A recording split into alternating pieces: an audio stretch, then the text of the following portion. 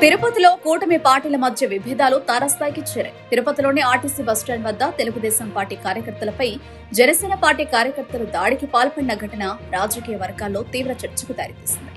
ఈ ఘటనలో 2 టీడీపీ కార్యకర్తలు గాయపడగా వారిని తక్షణమే తిరుపతి రియా ఆసుపత్రికి తరలించారు. గాయపడిన కార్యకర్తలను టీడీపీ నేత మాజీ ఎమ్మెల్యే సుగుణమ్మ పరామర్శించారు. ఈ సందర్భంగా ఆమె తీవ్ర వ్యాఖ్యలు చేశారు. తిరుపతిలో రౌడీ రాజకీయాలు నడుస్తున్నాయని, బయట ప్రాంతాల నుంచి వచ్చిన వ్యక్తులు నగరంలోని ప్రశాంత వాతావరణాన్ని చెడగొడుతున్నారని ఆగ్రహం వ్యక్తం చేశారు. ఆర్టీసీ బస్టాండ్ ఎదుట ఏర్పాటు చేసిన సీసీ కెమెరాల ఫుటేజీని వెంటనే బయటపెట్టాలని సుగుణమ్మను డిమాండ్ చేశారు.